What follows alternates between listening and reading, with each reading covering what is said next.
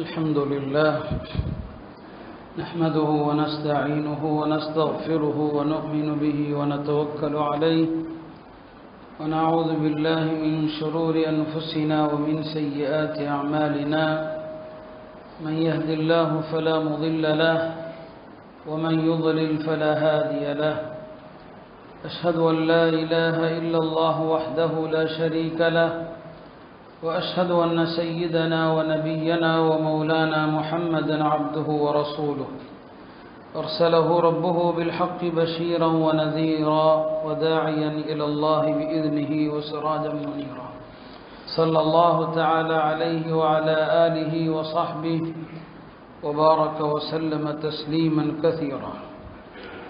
أما بعد فأعوذ بالله من الشيطان الرجيم. بسم الله الرحمن الرحيم.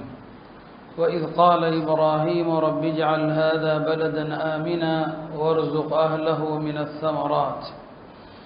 وقال النبي صلى الله عليه وسلم من أصبح منكم آمنا في سربه معافا في جسده وعنده قوت يومه فكأنما حيزت له الدنيا أو كما قال صلى الله عليه وسلم. கண்ணியத்திற்குரிய அல்லாஹ்வின் நல்லடியார்களே, அல்லாஹ் நமக்கு ஏராளமான நியமத்துகளை அருட்கொடைகளை வழங்கியிருக்கிறான். அந்த நியமத்துகளுடைய அருமை, அதனுடைய மகத்துவம் நமக்கு தெரிவதில்லை. காரணம், அந்த நியமத்துகள் இல்லாதிருந்தால் நம்முடைய வாழ்க்கை எவ்வளவு கசப்பாக இருக்கும், எவ்வளவு துன்பம் நிறைந்ததாக இருக்கும் என்பதை நாம் அறியவில்லை. அதனால் அந்த அருட்கொடைகள் நமக்கு ஒரு பெரிய அருட்கொடையாக தெரிவது கிடையாது. முக்கியமான அருட்கொடை என்ன? பசியின்மை. இரண்டாவது பயமின்மை. பசி இல்லாத வாழ்க்கை, பயமில்லாத வாழ்க்கை. இந்த ரெண்டுடைய அருமை நமக்கு தெரியாது. ஆனால் இப்போது அல்லாஹ் உணர வைக்கிறான். நீங்கள் கஸாவுடைய நிலையை சற்று யோசித்து பாருங்கள். அந்த மக்களுடைய வாழ்க்கை ஒவ்வொரு நாள் ஒவ்வொரு நொடியும் எவ்வாறு கழிந்து கொண்டிருக்கிறது என்பதை நாம் எண்ணி பார்க்க கடமைப்பட்டிருக்கிறோம். நாம் 3 வேளையும் எவ்வளவு வகையான உணவுகள், சுவையான உணவுகள், திருமண உணவுகள் என்று 3 வேளையும் சாப்பிட்டு கொண்டிருக்கிறோம். ஆனால் அவர்கள் பசி, கடுமையான பசி. உணவு எப்போது கிடைக்கும், எத்தனை நாட்களாக சாப்பிடாமல் இருக்கிறார்கள் என்பதெல்லாம் ஒரு நீண்ட நெடுங்கதை அந்த மக்களுடைய வாழ்வில். இப்போது நாம் ஜும்மாவுக்கு வயிறார தான் வந்திருக்கிறோம். யாரும் பசியோடு வரல, யாரும் பசித்து வரல, இல்லையா? காலையில் நல்ல நிறைவான காலை உணவு தான் சாப்பிட்ருப்போம். வரும்போது ஏதாவது சாப்பிட்ருப்போம். கடும் பசி இல்லை. திரும்பி போய் நல்ல உணவு தான் நாம் சாப்பிட போகிறோம். இதுதான் நம்முடைய நிலைமை. ஆனால் அந்த மக்களுடைய நிலை எண்ணி பாருங்கள். யாரோ ஒருவர் ஒரு கற்பனையாக பதிவு செய்தார் என்று சொல்லப்படுது, நிஜமாக பதிவு செய்தார் என்று சொல்லப்படுது. அதனுடைய உண்மைத்தன்மை எனக்கு தெரியல. நான் தகவல்களை உறுதிப்படுத்தாமல் சொல்வதும் இல்லை. அங்கே ஒரு ஜும்மாவிலே ஒரு ஹத்தீப் 2 வரியை சொல்லி நிறுத்திவிட்டதாக ஒரு செய்தி பரவியது. அது என்ன? நான் நீண்ட உரை நிகழ்த்த தயாராக இல்லை. காரணம், நீண்ட உரை நிகழ்த்த எனக்கு சக்தி இல்லை, நான் பசியோடு இருக்கிறேன். நீண்ட உரையை கேட்பதற்கு நீங்களும் தயாரில்லை, நீங்களும் பசியோடு இருக்கிறீர்கள். எனவே வாருங்கள், அகீமுஸ் ஸலாஹ், ஜும்மாவை தொழுது விட்டு செல்வோம் என்று 2 வரியில் முடித்ததாக ஒரு தகவல் பல இடங்களிலும் அதை பற்றி பேசப்பட்டதை நாம் பார்க்கிறோம். உண்மையாக இருந்தாலும் அதில் மிகைப்படுத்த ஒன்றுமே கிடையாது. அந்த அளவுக்குத்தான் அந்த மக்களுடைய வாழ்க்கை. இப்போ நமக்கு பசியின்மை எவ்வளவு கொடுமைங்கிறது நமக்கு தெரியாது. பயமின்மை, இல்லையா? அல்லாஹ்வுடைய கிருபையிலே நாம் நிம்மதியாக இருக்கிறோம். இப்ராஹிம் அலைஹிஸ்ஸலாம் மக்காவுக்கு வந்ததும் 2 துவா தானே கேட்டாங்க, வேற எதையுமே கேட்கல. ரப்பி ஜஅல் ஹாதா பலதன் ஆமினா, யா அல்லாஹ் இந்த நகரத்தை எப்போதும் பாதுகாப்பான பயமில்லாத நகரமாக்கு. பாருங்க, எவ்வளவு நல்ல சந்தர்ப்பத்தில் புத்திசாலித்தனமாக துவா கேட்குறாள். அப்படிதான் கேட்பான். இப்ராஹிம் அலைஹிஸ்ஸலாம் மக்கால காபாவை கட்டிட்டு கேட்குற துவா என்னங்க? இஜஅல் ஹாதா பலதன் ஆமினா, இதை பாதுகாப்பான நகரமாக்கு. 2வது என்ன கேட்குறாங்க? வர்ஸுக் அஹ்லஹு, இந்த மக்களுக்கு தட்டுப்பாடு இல்லாத உணவை கொடு. அந்த துவா அவங்க எவ்வளவு இஹ்லாஸா கேட்டிருந்தா, எத்தனை 1000 ஆண்டுகள் கடந்தும் கூட மக்காவுடைய பாதுகாப்பை உலகத்தில் யாராலும் உடைக்க முடியாது. உலகத்தில் எங்கே வேண்டுமானாலும் நடக்கலாம். ஆனால் மக்காவுடைய பாதுகாப்பை தகர்க்க முடியாது. தகர்க்க யாராவது புறப்பட்டால் அவர்கள் தான் உடைக்கப்படுவாங்க. மக்காவே பாதுகாப்பு இல்லாமல் ஆகுதுன்னா கியாமத்து வந்துடுச்சுன்னு அர்த்தம். மக்கா காபா என்ன செய்யப்படுது, தகர்க்கப்படுதுன்னா உலகம் அழிஞ்சிருச்சுன்னு அர்த்தம். காபா இருந்தால் உலகம் இருக்குதுன்னு அர்த்தம். இதைத்தான் அல்லாஹ் சொல்லுவான், ஜஅலல்லாஹுல் கஅபத்தல் பைத்தல் ஹராம் கியாமல் லின்னாஸ். அல்லாஹ் இந்த புனிதம் நிறைந்த காபாவை மனித வாழ்வுக்கான அஸ்திவாரமாக ஆக்கியிருக்கிறான். புனித காபா இருந்தால் உலகம் இருக்கும், காபா இல்லையேல் உலகம் இருக்காது. அப்போ உலகம் உள்ள வரை அங்கு பாதுகாப்பு இருக்குது. தஜ்ஜாலே வந்தாலும் மக்காவில் வர முடியாது, மதீனாவுக்குள் வர முடியாது. அல்லாஹ் அந்த மண்ணை அப்படி ஆக்கிட்டான். அப்போ இப்ராஹிம் அலைஹிஸ்ஸலாமுடைய அந்த துவா தாங்க, இஜ்அல் ஹாதா பலதன் ஆமினா, அல்லாஹ் இந்த நகரத்தை பாதுகாப்பு நிறைந்த நகரமாக்கு. எனவேதான் உலமாக்கள் அறிஞர்கள் ஜும்மாவுடைய பிரசங்கம் அரபியில் ஓதுறாங்களே, 2வது குத்பால இந்த துவா தான் செய்வாங்க. அல்லாஹ் இந்த நகரத்தையும் முஸ்லிம்கள் வாழுகிற எல்லா நகரத்தையும் பாதுகாப்பு நிறைந்ததாக ஆக்குன்னு சொல்லுவான். அல்லாஹ் பாதுகாக்கட்டும், நிரந்தரமா நாம் நிம்மதியாகவே வாழச் செய்வானாக. இல்லையா, எத்தனையோ நகர மக்கள் அப்படி இல்லையே, அவங்க பள்ளிவாசல உட்கார்ந்தாலும் குண்டு சத்தம் கேட்டுக்கிட்டு தான் இருக்கும், குண்டு மலை பொழிந்து கொண்டு தான் இருக்கும். இல்லையா, என்ன நடக்குது என்பது தெரியாத பயத்திலும் ஆபத்திலும் இருக்கக்கூடிய எத்தனை மக்கள் உலகத்தில் இருக்கிறாங்க. அல்லாஹ் அத்தகைய நிலையில நம்மை வைக்கவில்லையே அருமையானவர்களே. அப்படியானால் இந்த 2 பெரும் நியாமத்துகளை எண்ணி பாருங்க. முஸ்லிம்களுக்கு இந்த கொடுமை, பசிக்கொடுமை, பயக்கொடுமை கடந்த காலங்களிலும் நடந்திருக்கிறது. சில நேரங்களில் அல்லாஹ் சோதிப்பான், அந்தஸ்தை உயர்த்துவான். பெருமானார் ஸல்லல்லாஹு அலைஹி வஸல்லம் அவர்களுக்கே கூட மக்காவில் அப்படி நடந்தது. மக்காவாசிகள் ஒரு கட்டத்தில் பெருமானாரையும் அவர்களை ஆதரிப்பவர்களையும் முற்றிலுமாக ஒதுக்க வேண்டும் என்று என்ன செஞ்சாங்க, முடிவு செஞ்சாங்க.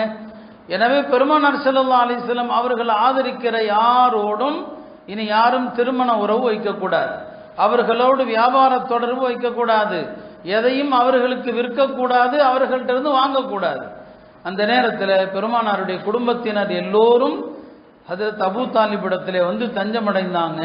அபூ தாலிப் எல்லோரையும் அழைத்து கொண்டு அவருடைய பெயரில் இருக்கிற ஒரு கணவாயில் பள்ளத்தாக்கில் போய் தங்கினார். 3 ஆண்டு காலங்கள் கடுமையான பசி. இல்லையா, எப்போ பெருமானாரை யாரு தாக்குவாங்கன்னு தெரியாது, பயம். ஹஜ்ரத் சாத் பின் அபி வக்காஸ் சொல்லுவாங்க, அந்த 3 ஆண்டு காலம் அடைக்கப்பட்டவர்களில் அவரும் ஒருவர். ஒரு நாள் இரவு நேரத்தில் கடுமையான பசி, இருட்டு, என் காலில் ஏதோ தட்டியது, அது என்னவென்றே தெரியாது. அந்த பசியில் அதை எடுத்து நான் சாப்பிட்டேன், நான் சாப்பிட்டது என்னவென்று கூட எனக்கு தெரியாது. இப்படி இருந்தது. ஒரு 3 ஆண்டு காலங்களுக்கு பிறகு அந்த தடை நீங்கியது. அவர்கள் காபாவிலே இந்த முஸ்லிம்களுக்கு எதிராக ஒரு தீர்மானம் எழுதி ஒட்டி இருந்தார்கள். அது தன்னை போல கரையான் அரித்து விட்டது. அதனால் அந்த ஒப்பந்தமும் முடிந்தது. அந்த 3 ஆண்டு காலங்கள் பட்ட கஷ்டத்திற்கு அல்லாஹ் கொடுத்த பரிசு என்ன? அதிலிருந்து வெளியே வர்றாங்க. மதீனாவிலிருந்து பெருமானாரை சந்திப்பதற்கு ஒரு கூட்டம் வர்றாங்க. அதான் அக்கபா. அதான் மதீனா வாசிகள் முதல்ல வர்றாங்க, நீங்க மக்காவுக்கு மதீனா வாங்க என்று அழைப்பு கொடுத்தாக இந்த சோதனை அங்கேயும் நடந்தது. ஹிஜ்ரி 5ஆம் ஆண்டு மதீனாவை சுத்தி பெரும் படைகள் சுத்தி நிற்கிறாங்க. அதான் அஹ்ஸாப் என்று கந்தக் யுத்தம்னு சொல்லுவாங்க. அப்பையும் ஒரு பக்கம் எதிரிகள் சூழ்ந்து நிற்கிறாங்க. பசி, கடுமையான பசி, உணவு தட்டுப்பாடு. ஒரு நாள் இரவு நேரத்தில் ஹுதைஃபா ரலியல்லாஹு அன்ஹு சொல்றாங்க, ஒரு நாள் இரவு நேரத்தில் பெருமானார் ஸல்லல்லாஹு அலைஹி வஸல்லம் அவர்கள் தோழர்கள்ட்ட சொல்றாங்க, யாராவது காஃபிர்கள் இருக்கிற இடத்திற்கு சென்று அவங்க என்ன பண்றாங்க, அவங்களுடைய நிலவரம் என்ன என்று விசாரித்து என்னிடம் சொல்லுங்களேன்னு சொல்றாங்க. நபி ஸல்லல்லாஹு அலைஹி வஸல்லம் சொன்னா, எப்போதுமே தோழர்கள் போட்டி போட்டுக்கொண்டு தயாராகுவாங்க. ஆனால் அப்போது நிசப்தம், யாரும் பதில் சொல்லலை. ஹுதைஃபா சொல்றாரு, என்ன காரணம்? கடுமையான பசி, பல நாள் சாப்பிடல, யாருக்கும் ஹிம்மத் இல்லை, நான் போறேன் அப்படின்னு சொல்றதுக்கு. பசி, கடுமையான குளிர். 2வது முறையும் பெருமானார் கேட்குறாங்க, யாராவது போய் பார்த்துட்டு வாங்களேன்னு சொல்லி. யாரும் பதில் சொல்லலை.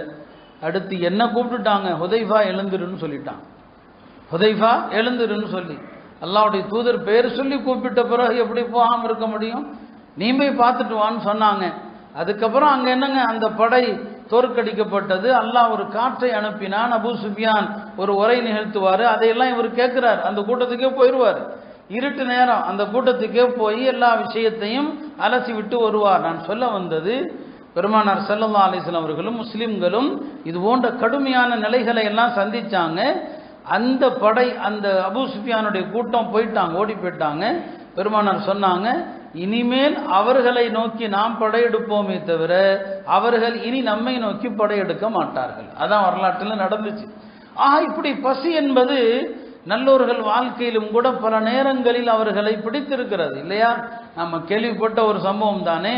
ஒரு நாள் கடுமையான உச்சி வெயில் நேரத்தில் பெருமானார் ஸல்லல்லாஹு அலைஹி வஸல்லம் அவர்கள் வீட்டை விட்டு வெளியே வருவார்கள். அங்கே ஹஜ்ரத் அபூபக்கரும் உமரும் வெளியே இருப்பாங்க. இந்த நேரத்தில் ஏன் வந்தீங்கன்னு சொல்லி, யா ரசூலல்லாஹ் கடுமையான பசி சொல்லுவாங்க. உங்களை எந்த பசி வெளியாக்கியதோ நானும் அந்த பசியில் தான் வெளியே வந்திருக்கிறேன்னு சொன்னாங்க. பிறகு ஒரு அன்சாரி சஹாபி வீட்டுக்கு போனாங்க. அங்கு போய் வயிறார சாப்பிட்டாங்க. சாப்பிட்ட பிறகு சொன்னாங்க, பசியோடு வந்தீங்க, அல்லாஹ் குளிர்ந்த பானத்தையும் அழகான உணவையும் கொடுத்தான், இதற்கு அல்லாஹ்ட்ட நீங்க பதில் சொல்லணும்னு சொன்னாங்க. அருமையானவர்களே, நாம ஒவ்வொரு நேரமும் எவ்வளவு ருசியா சாப்பிட்றோம், எவ்வளவு நொறுக்கு தீனிகள் சாப்பிட்றோம் இல்லையா? இடையிடையே தேநீர் சாப்பிட்றோம். எத்தனை முறை நாம அல்ஹம்துலில்லாஹ் சொல்லியிருப்போம்.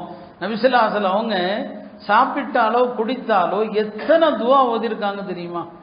ஒரு துவா இல்லை, ரெண்டு துவா இல்லைங்க. அல்லாஹ்வுக்கு நன்றி செலுத்துவதில் அவ்வளவு அழகான முறைகள், அதனுடைய கருத்துக்கள். நாம் அப்படி செஞ்சா இந்த சோதனைகள் வராது இல்லையா? சில நேரங்களில் கொஞ்சோண்டு தண்ணி குடிப்பாங்க. அவங்க என்ன சாப்பிட்டாங்க? நம்மள மாதிரி இல்லையா? வகை வகையான உணவை சாப்பிட்டாங்க இல்லை. பெருமானாருடைய வீட்டினுடைய உணவு என்ன? அன்றாட உணவு பேரிச்சம்பழமும் தண்ணீரும் தான் இல்லையா? ஆயிஷா ரலியல்லாஹு அன்ஹா சொல்லுவாங்க, வீட்டில் பேரிச்சம்பழம் தண்ணீர். அந்த பேரிச்சம்பழத்தையும் தண்ணீரையும் சாப்பிட்டு விட்டு நாம பிரியாணி சாப்பிட்டா கூட அல்ஹம்துலில்லாஹ் மனப்பூர்வமா சொல்றதில்லை, நல்ல வயிறார சாப்பிட்றோம். அந்த பேரிச்சம்பழத்தை தண்ணியை சாப்பிட்டுட்டு என்ன அழகா சொல்லுவாங்க, அல்ஹம்துலில்லாஹ் ஹம்தன் கஸீரன் தய்யிபன் முபாரக்கன் ஃபீஹ் கைர மக்ஃபூர் வலா முவத்தா வலா முஸ்தகனன் அன்ஹு ரப்பனா. எப்படி துவா பாருங்க. அல்லாஹ்வுக்கே எல்லா புகழும். அந்த புகழானது அது அருள் செய்யப்பட்ட புகழ், அது நிறைவான புகழ். கைர மக்ஃபூர், அல்லாஹ்வுடைய நியாமத்துகளுக்கு நன்றி மறக்கவே கூடாது. வலா முவத்தா, அல்லாஹ்வுடைய நியாமத்துகளுக்கு நன்றி செலுத்துவதை நிறுத்தவே கூடாது. வலா முஸ்தகனன் அன்ஹு ரப்பனா, நம்முடைய ரப்புக்கு புகழாமல் அவனை துதிக்காமல் நாம் வாழ்க்கையில தேவையற்றிருக்கவே முடியாதுன்னு அர்த்தம். எப்படி எல்லாம் அல்லாஹ் புகழ்றாங்க அருமையானவர்களே. இந்த கஸ்ஸாவை பார்த்தாவது ஒவ்வொரு உணவு கவலத்திற்கு பிறகும் அல்ஹம்துலில்லாஹ் சொல்லுங்க. ஒவ்வொரு உணவு கவலத்திற்கும், ஒவ்வொரு குடிபானம் குடித்த பிறகும் அல்ஹம்துலில்லாஹ் சொல்லுங்க. நபி ஸல்லல்லாஹு அலைஹி வஸல்லம் துஆக்கள் எவ்வளவு அர்த்தம் உள்ளது இப்பதான் புரியுது. சில நேரங்களில் சாப்பிட்ட பிறகு ஓதுவாங்க, அல்ஹம்துலில்லாஹில்லதி அத்அமனா, இதோ இந்த உணவை தந்தான், வஸகானா, குடிப்பதற்கு தண்ணீரை கொடுத்தான், வகஃபானா, நமக்கு போதுமான எல்லா விஷயங்களையும் கொடுத்தான், வஆவானா, இருப்பதற்கு இந்த வீட்டை கொடுத்தான் சொல்லிட்டு சொல்லுவாங்க. சிந்திக்க வைக்கும். ஃபகம் மிம்மன் லா காஃபிய லஹு, இந்த உலகத்தில் எத்தனையோ பேரை கண்டுகொள்ள ஆள் இல்லை. வலா மஅவா லஹு, அவர்களுக்கு அடைக்கலம் கொடுக்கவும் ஆள் இல்லை. வலா முஅவிய லஹு, கஸ்ஸாவை பாருங்க. அந்த மக்கள் வீதி தான் எல்லாமே எல்லாமே எல்லாம் கட்டாந்தரையாகி போனது. குளிருக்கோ வெயிலுக்கோ மழைக்கோ எங்குமே போக முடியாது. நாம் எப்படிப்பட்ட வீட்டில் இருக்கிறோம்? அல்லாஹ்வுடைய நியாமத்தை எண்ணி பாருங்க. நம் ஒவ்வொருவருடைய வீடும் எப்படி இருக்கிறது? ரசூல் ஸல்லல்லாஹு அலைஹி வஸல்லம் இந்த துஆக்கள் வழியாக உலகத்தில் எப்படிப்பட்ட மனிதர்கள் எல்லாம் இருக்கிறாங்க, எவ்வளோ அழகான துஆக்கள், அற்புதம். அதெல்லாம் சில நேரங்களில் இப்படி ஒரு துஆ செய்வாங்க, அல்ஹம்துலில்லாஹில்லதி அத்அம வஸகா, இதோ உணவளித்தான், குடிப்பதற்கு தண்ணீர் கொடுத்தான், வஸவ்வகஹு, இந்த ரெண்டும் உள்ள போனா பத்தாது இல்லையா? வஸவ்வகஹு, அதை செரிமானமாக செய்தான். உள்ள போய் செரிமானம் ஆகிறது எவ்வளோ பெரிய நியாமத்து. ஒரு நாள் உணவு விஷமா மாறிட்டா நாம என்ன பாடுபடுறோம்? ஏதாவது ஒரு வேளை உணவு சாப்பாடு ஒத்துக்கல்ல நாம் எவ்வளவு சிரமப்படுறோம். அப்ப இந்த துஆவுடைய அருமை எண்ணி பார்க்கிறேன். வஸவ்வகஹு, உணவளித்தான், குடிக்க தண்ணீர் கொடுத்தான், செரிமானமாக செய்தான். கடைசியா ஒன்று சொன்னாங்க பாருங்க, வஜஅல லஹு மக்ரஜா, இந்த உணவுகள் எல்லாம் வெளியே போறதற்கு வழியை ஏற்படுத்தினான். மருத்துவமனை சென்று பாருங்கள், எத்தனை நோயாளிகளுக்கு இயற்கையா சிறுநீர் வராம டியூப் மாட்டி வச்சிருக்கிறாங்க, இயற்கையா மலம் வராம அவருடைய மலத்தை வெளியாக்குவதற்கு செயற்கை பை இருக்கிறது இல்லையா? இந்த துஆவுடைய அற்புதத்தை என்னங்க, வஜஅல லஹு மக்ரஜா, செரிமானமான பிறகு எந்த கழிவுகள் வெளியே போகணுமோ அவற்றை வெளியாக்குவதற்கு அல்லாஹ் வழியை ஏற்படுத்தினான். அருமையானவர்களே, இப்படியெல்லாம் நாம் எத்தனை நியாமத்துகளை அனுபவிக்கிறோம், அல்லாஹ்வுக்கு நன்றி செலுத்துகிறோமா என்ன?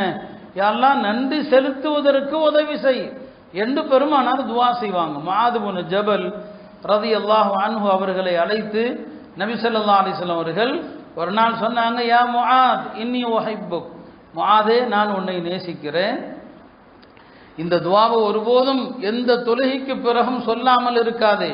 தொழுது விட்டால் அல்லாஹும்ம அஇன்னி அலா திக்ரிக் வ ஷுக்ரிக் வ ஹுஸ்னி இபாதத்தி, அல்லாஹ் உன்னை திக்ர் செய்வதற்கு உதவி செய், உன்னை திக்ர் செய்வதற்கு, அஇன்னி அலா திக்ரிக வ ஷுக்ரிக, உனக்கு நன்றி செலுத்த உதவி செய், வ ஹுஸ்னி இபாதத்தி, உன்னை அழகிய முறையிலே வழிபடுவதற்கு உதவி செய். அருமையானவர்களே, இது எல்லாம் நான் சொல்ல காரணம், நாம் இப்போது அனுபவிக்கிற இந்த நியாமத்துகள் அல்லாஹ்வுக்கு நன்றி செலுத்த தவறினால் அது பறிபோயிடும். ஹஜ்ரத் உமர் ரலியல்லாஹு அன்ஹுடைய ஆட்சி காலத்தில் ஒரு கடுமையான வறட்சி பஞ்சம் ஏற்பட்டது. அதாவது மதீனாவை சுற்றி உள்ள கிராமங்கள் முழுவதும் மழை இல்லாம, தண்ணீர் இல்லாம, கிணறுகள் வறண்டு போச்சு. கிணற தோண்டுனா ஒண்ணுமே இருக்காது, ஒரு சொட்டு இருக்காது. கால்நடைகள் எல்லாம் வறண்டு எல்லாமே செத்து போச்சு. காட்டு விலங்குகள், சிங்கம், புலி எல்லாம் மதீனாவுக்கு வந்துடுச்சு. அவ்வளவு பெரிய வரலாறு காணாத பஞ்சம். எந்த அளவுக்கு பஞ்சத்தில் விலங்குகள் மெலிந்து போச்சுன்னு சொன்னா, ஒரு குடும்பத்தினர் வேற வழி இல்லாம தங்களுடைய வீட்டு ஆட்டை அறுப்பாங்க.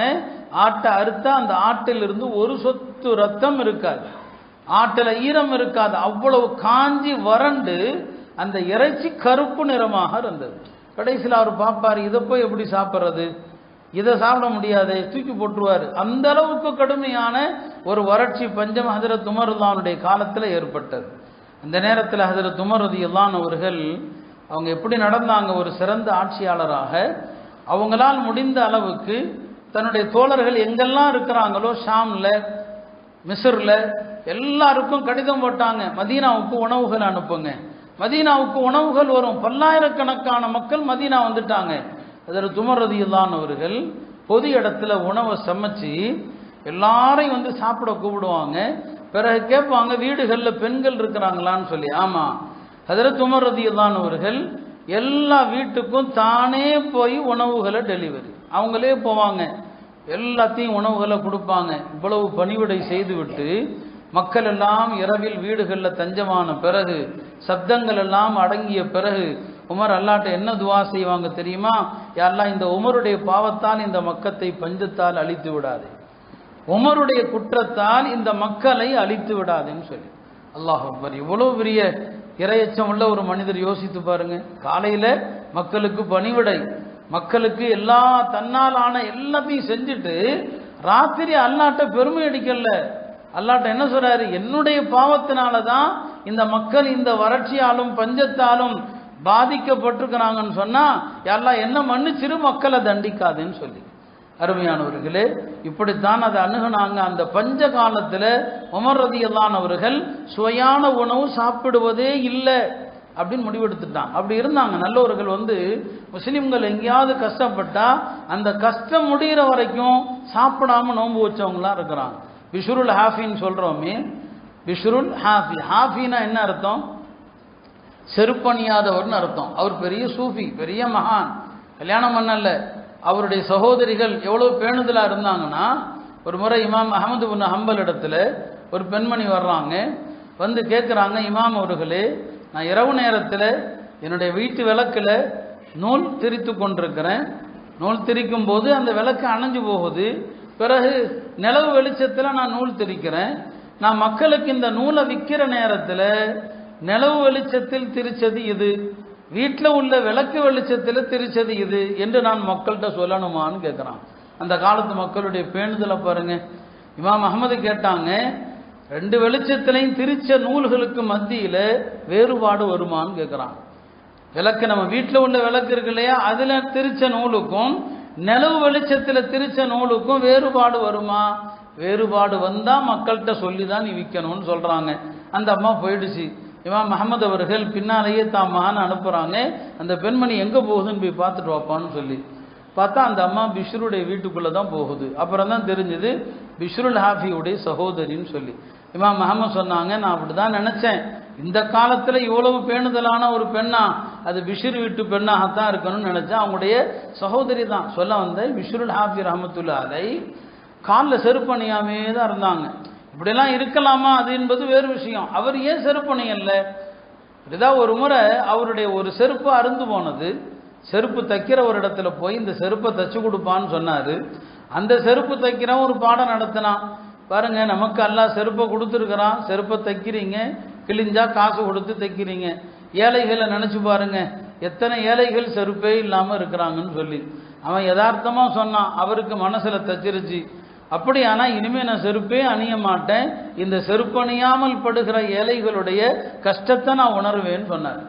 கடுமையான குளிர்காலத்தில் பிஷ்ருல் ஹாஃபி மேலே எந்த துணியும் இல்லாமல் இருந்தார். சாதாரண துணியை தவிர எதுவும் இல்லை.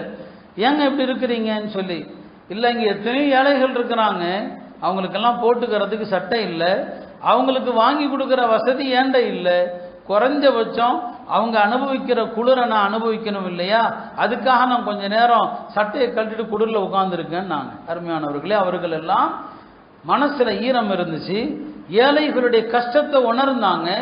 இன்றைக்கு நாமும் கஸ்ஸாவுடைய அந்த மக்களுடைய வலியை நாம் உணர்ந்தால் நாம் ருசியாக சாப்பிட மாட்டோம், நாம் திருமண வீடுகளில் சாப்பிட மாட்டோம், நாம் சுவையான மறுவீடு சாப்பிட மாட்டோம். எல்லாரும் தான், நான் என்னையும் சேர்த்து சொல்கிறேன், என்னை தனிமைப்படுத்தி விட்டல்ல, நாம் அதை பற்றிய உணர்வு இல்லாமல் தான் இந்த நிலையிலும் கூட இவ்வளவு ருசியாக நம்ம சாப்பிட்றோம். அந்த மக்களுடைய வலி நமக்கு தெரிஞ்சால் நம்ம சாப்பிட மாட்டோம் இல்லையா? குறைஞ்சபட்ச அருமையானவர்களே, அந்த மக்களுடைய வலியில் பங்கெடுங்கள், அந்த மக்களுடைய உணர்வுல பங்கெடுங்க, அவங்களுக்காக துவா செய்யுங்க. யா அல்லாஹ் இந்த மக்களுடைய பசியை நீக்கு, இவர்களுடைய பயத்தை நீக்கு, உன்னை தவிர அவர்களுக்கு உதவியாளர்கள் யாருமே இல்லை. துவாவுக்கு பெரிய அடுக்குமொழி தெரியணும்னு தேவையில்லை, உங்களுக்கு தெரிந்த தமிழ்ல துவா கேளுங்க. எப்போதெல்லாம் துவா செய்றீங்களோ, யா அல்லாஹ் இந்த கஸ்ஸா மக்களுடைய பசியை நீக்கு, பயத்தை நீக்கு என்று அல்லாஹ்ட்ட கேளுங்க. அங்க நடக்கிற கொடுமையை உலகமே வேடிக்கை பார்க்குது. பக்கத்து நாடு, பக்கத்தில் எல்லையில் மிஸ்ர் இருக்குது, மிஸ்ரில் இருந்து லாரிகள் ஆயிரக்கணக்கில் நிற்குது உணவுப் பொருள்களோடு. அந்த அரசாங்கம், இந்த அயோக்கிய யூதர்கள் உலகத்தில் அவர்களை விட மோசமான ஒரு இனமே கிடையாது. அல்லாஹ் உலகத்தில் எந்த கூட்டத்தையுமே பன்றியாக குரங்காக மாற்றினது இல்லைங்க. அல்லாஹ் எத்தனையோ தண்டனை கொடுத்துருக்கிறான், எப்படியெல்லாமோ தண்டிச்சிருக்கிறான். உலகத்தில் ஒரு கூட்டத்தை பன்றியா மாற்றி குரங்கா மாத்தினான்னு சொன்னா அது இந்த யூத கூட்டத்தை தான். இவர்கள் அப்படி தண்டிக்கப்படக்கூட தகுதியானவர்கள். அல்லாஹ் சொல்லுவான், அவர்களில் ஒரு சாராரை பன்றிகளாக ஒரு சாராரை குரங்குகளாக ஆக்கினான் என்று அல்லாஹ் சொல்றானே. உலகத்துல குரங்கா பன்றியா மாத்தணும்னா அதுக்கு தகுதியான ஒரு கூட்டம் இந்த கூட்டம் தான். எவ்வளவு கல்லஞ்சக்காரர்கள், குழந்தைகள் இறக்குறாங்க, பசி இல்லாம உணவு இல்லாம இறக்குறாங்க, துடிதுடிச்சு இறக்குறாங்க. வந்த உணவை உள்ள அனுப்ப மாட்டேன்னு சொல்றான், அதுக்கு கட்டுப்பாடு போடுறான். அந்த வந்த உணவுகள் பல நாட்களாக அப்படியே நின்று பல உணவுகள் கெட்டுப்போச்சு. அந்த மக்களுக்கு உள்ள வர்ற நேரத்தில் கடும் பசியில போய் பார்த்தா எல்லாம் கெட்டுப்போன உணவுகள். பல கதைகளுங்க, உலகமே வேடிக்கை பார்க்குது, யாரும் அதை தட்டி கேட்பார் இல்லை. இப்போ அவன் என்ன சொல்றான், இங்க இந்தியாவில் இவர்கள் அகண்ட பாரதம் என்று சொல்வது போல அவன் இப்போ புதுசாக ஒரு வார்த்தையை சொல்றான், அகண்ட இஸ்ரேலுங்கிறான். அகண்ட இஸ்ரேல் என்ன, இப்போ பலஸ்தீனத்தை முழுசா பிடிச்சி வச்சிருக்கிறான். ஏற்கனவே எல்லாமே அவன் கட்டுப்பாட்டில் வந்துருச்சு. எல்லையில் இருக்கிற நாடுகள் என்ன, பக்கத்தில் ஜோர்டான் இருக்குது, ஜோர்டானை பிடிக்க போறேங்கிறான். பக்கத்தில் சிரியா இருக்குது, சிரியாவை பிடிக்க போறாங்க. அகண்ட இஸ்ரேல், இது அவன் சமீபத்திலேயே அவனுடைய திட்டம், அறிக்கை, எல்லா நாட்டையும் பிடிக்க போறேங்கிறான். அந்த அளவுக்கு உலகத்தில் ஒரு பெரிய அநியாயம் அங்கே நடந்து கொண்டிருக்கிறது. எந்த அரபு நாட்டுக்கும் மனசுல ஈரம் இல்லை, இரக்கம் இல்லை. அந்த அளவுக்கு என்னங்க, அங்கே அந்த அரசர்கள் நினைச்சா குறைஞ்சபட்சம் நீ இஸ்ரேலை எதிர்த்து சண்டை போட தேவையில்லை, இஸ்ரேலை எதிர்த்து போர் செய்யன்னு சொல்லல, குறைந்தபட்சம் அந்த மக்கள் மீது இருக்கிற இந்த உணவு தட்டுப்பாடை நீக்கி அவங்களுக்கு உணவுக்கான வழிவகை செய்யலாம். அதை கூட எந்த இஸ்லாமிய நாடும் செய்யாமல் இருக்கிறது. இதுதான் நமக்கான பெரிய வருத்தம். உலகத்தில் ஆக எண்ணிக்கையில் குறைந்த ஒரு சிறுபான்மை சமூகம் என்றால் அது யூத சமூகம். உலகத்திலேயே சிறுபான்மைனா யூதர்கள் தான், அவங்கள விட சிறுபான்மை சமூகம் யாரும் இல்லை. உலகத்தில் ஆக பெரும்பான்மை சமூகம் முஸ்லிம்கள். இவ்வளவு பெரும்பான்மை, இவ்வளவு நாடு, இத்தனை ஆட்சி, செல்வம் எல்லாம் இருந்தும் சொந்த சமுதாயம் நம்முடைய சகோதரர்கள் பசியினால ஆயிரக்கணக்கில் இல்லை லட்சக்கணக்கில் இறக்குறாங்க. வரக்கூடிய தகவல்கள் வடிகட்டி கொஞ்சம் நஞ்சம் வருது. பல லட்சம் பேர் இது வரைக்கும் இறந்துட்டாங்க. ஆனால் அதை பற்றி யாருமே கண்டுக்க ஆள் இல்லை. அருமையானவர்களே, நான் சொல்ல வந்தது அதுதான். அல்லாஹ் அந்த மக்களுடைய அந்த பசி எவ்வளவு கொடுமையானது என்பதை எண்ணி பாருங்க. நாம் எப்படி அல்லாஹ்வுடைய நியாமத்தை அனுபவிக்கிறோம். அழகான ஆடை உடுத்துறோம். நபி ஸல்லல்லாஹு அலைஹி வஸல்லம் அவங்க நியாமத்தை மதிப்பாங்க. சாதாரண ஒரு சட்டை போட்டால் கூட, ஒரு ஜுப்பா அணிகிற போது பெருமானார் என்ன துவா ஓதுவாங்க? அல்ஹம்துலில்லாஹில்லதி கஸானி ஹாதா மின் கைரி ஹவுலி மின்னி வலா குவ்வா. எவ்வளோ அழகான, எல்லாம் வஹீயுடைய வார்த்தைகள் இல்லையா? ரசூல் ஸல்லல்லாஹு அலைஹி வஸல்லம் யன்திகு அனில் ஹவா, அவங்க சுயமா எதையும் பேசுவதில்லை. இன்ஹுவ இல்லா வஹ்யுன் யூஹா, எல்லாம் வஹி தான். ஒரு சட்டை போடும்போது பாருங்க, அல்ஹம்துலில்லாஹில்லதி கஸானி ஹாதா, இந்த சட்டை அல்லாஹ் எனக்கு அணிவித்தான். மின் கைரி ஹவுலி மின்னி வலா குவ்வா, என்னுடைய முயற்சியும் இல்லை, என்னுடைய வலிமையும் இல்லை, அல்லாஹ் கொடுத்தான். இந்த எண்ணம் ஒவ்வொரு நியாமத்தை நீங்கள் அனுபவிக்கிற போது வரணும். அதனால தான் ரிசுக்க அவமரியாதை செய்யாதீர்கள். ஒரு ஹதீஸ் உண்டானே ஆயிஷா அறிவிப்பதாக சொல்லுவாங்க, அக்ரிமல் ஹுபுஸ, ரொட்டி சாப்பிட்டா ரொட்டியை கண்ணியப்படுத்துங்க. எனவே தான் உணவு கவலம் கீழே விழுந்த கவலத்தை அப்படியே போடக்கூடாது. அந்த கவலத்தை எடுத்து அதில் ஏதாவது தூசி இருந்தால் அதை தட்டி விட்டு அந்த உணவை சாப்பிடணுமே தவிர உணவுகளை இழிவுபடுத்தாதீங்க. நமது திருமண வீடுகளிலும் விசேஷங்களிலும் எவ்வளவு உணவுகள் வீணாக்கப்படுது, எவ்வளவு உணவுகள் கெட்டு போகுது, எவ்வளவு உணவுகளை தேவையில்லாமல் கொட்ட வேண்டியது வருது. யோசிச்சு பாருங்க. உணவுக்கே வழி இல்லாமல் லட்சோப லட்சம் மக்கள் தவிக்கிறாங்க. நாம் இங்கே உணவுகளை அழித்து சீராக வீணாக்கி கொண்டிருக்கிறோம். இந்த நிலைகள் தொடரக்கூடாது. இனிமேலாவது பயப்படணும். ஏன்னா நாமும் அச்சுறுத்தலில் தான் இருக்கிறோம். நம்ம அல்லாட்ட துவா கேட்குறோம். நம்முடைய இந்த பாதுகாப்பான நிலை மாறாமல் இருக்க அல்லாட்ட கேளுங்க. பெருமானார் ஸல்லல்லாஹு அலைஹி வஸல்லம் பசியிலிருந்து பாதுகாப்பு தேடினாங்க.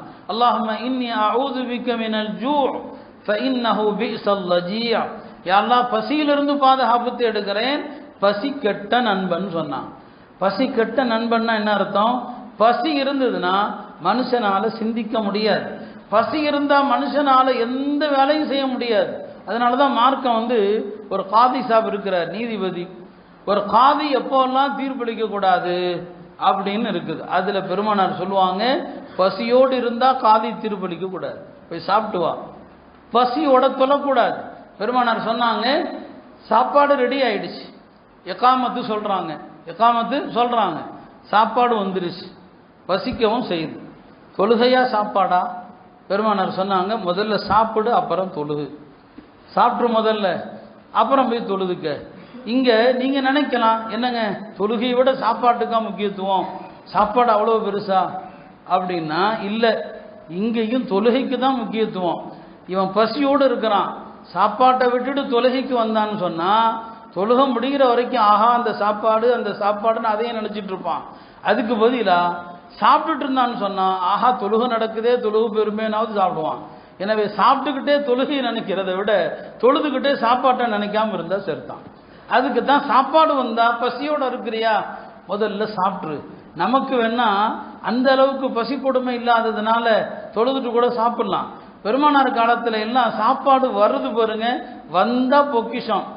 இப்போ வர்றது அடுத்த வேற வருமானு தெரியாது. இந்த சாப்பாட்டை விட்டுட்டு தொழுகைக்கு போயிட்டோம்னா இந்த சாப்பாட்டை வேற யாரும் சாப்பிட்ருவாங்க. சாப்பாடு வருதா, பசியோடு இருக்கிறியா, முதல்ல சாப்பிடு, அப்புறம் தொழுகைக்கு போ. அதில் ஆயிஷா ரலியல்லாஹு அன்ஹா அவர்கள் வீட்டில் அவங்களுடைய சகோதரர்கள் மகன்கள் 2 பேர் இருந்தாங்க இல்லைங்களா. அந்த 2 பேருக்கு மத்தியில் கொஞ்சம் ஒரு சின்ன வாக்குவாதம். இந்த நிலையில் தொழுகைக்கு இகாமத் சொல்லப்படுது. அதில் ஆயிஷா ரலியல்லாஹு அன்ஹா வீட்டில் சாப்பாடும் தயாராகிடுச்சு, சாப்பாடு வந்துடுச்சு. ஒருத்தர் சாப்பிட போனார், இன்னொருத்தர் கோபத்தில் தொழுகைக்கு போனார். இப்போ ஆயிஷா சொன்னாங்க, சண்டை பிடிச்ச கோபத்தில் தொழுகைக்கு போகாதப்பா, பசியோடு தான் இந்தா இதோ உணவு தயாராக இருக்குது, முதல்ல சாப்பிடு, அப்புறம் தொழுகைக்கு போன்னு சொன்னாங்க. சொல்ல வந்தது, மார்க்கம் பசியோடு தொழ வேண்டான்னு சொல்லுது, பசியோடு தீர்ப்பளிக்க வேண்டாம், நீதிபதி தீர்ப்பளிக்க கூடாதுன்னு சொல்லுது. பெருமானார் ஸல்லல்லாஹு அலைஹி வஸல்லம் பசியிலிருந்து பாதுகாப்பு தேடுறாங்க.